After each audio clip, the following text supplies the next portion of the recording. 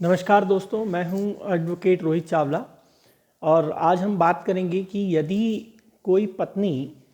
ध्यान रखिएगा मैं शब्द यूज़ करने जा रहा हूं, वैध पत्नी, लीगल वाइफ है और अपने पति से वो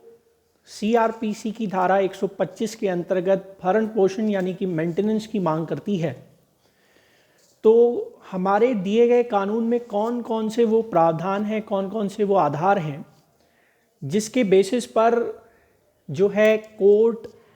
उसको 125 के अंतर्गत दिए जाने वाला मेंटेनेंस यानी कि भरण पोषण का दावा उसका खारिज कर सकती है पत्नी का। कई अलग अलग वीडियोस में, अलग अलग वेबसाइट्स पर आप तरह तरीके के जो है ग्राउंड्स देखते हैं, लेकिन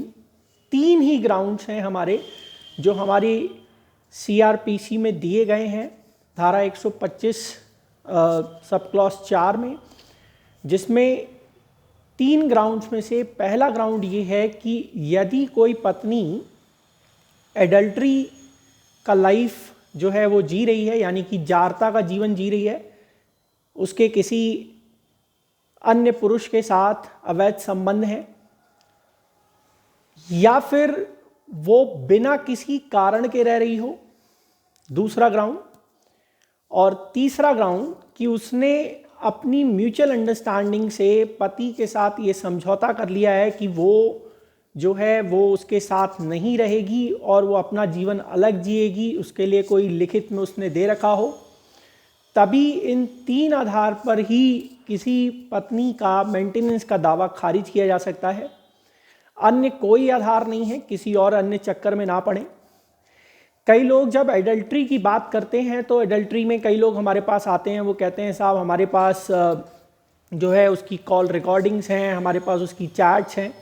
लेकिन दोस्तों मैं आपको क्लियर कर दूं कि एडल्ट्री को प्रूफ करने के लिए ये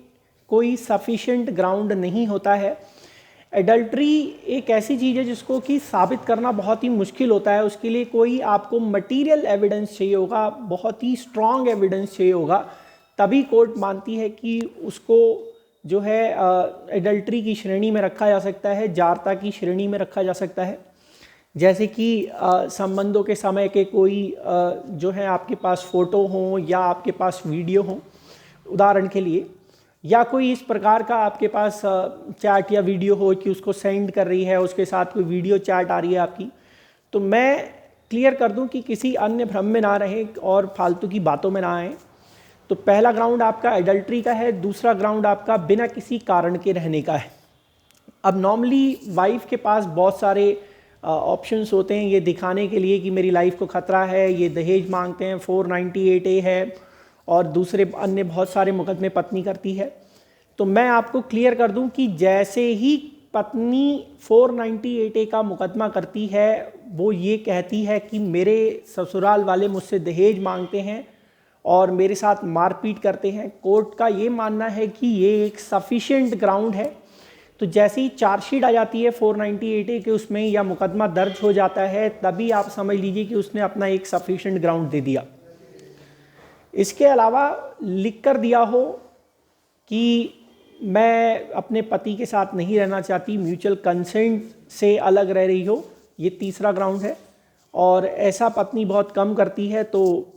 आप समझ लीजिए कि इन 3 ग्राउंड्स के बेसिस पे ही आपका जो वाइफ का मेंटेनेंस है वो कोर्ट डिनाय कर सकती है देने से। इसके अलावा और कोई तीसरा जो है उसको छोड़कर कोई अन्य ग्राउंड नहीं है, चौथा आधार नहीं है।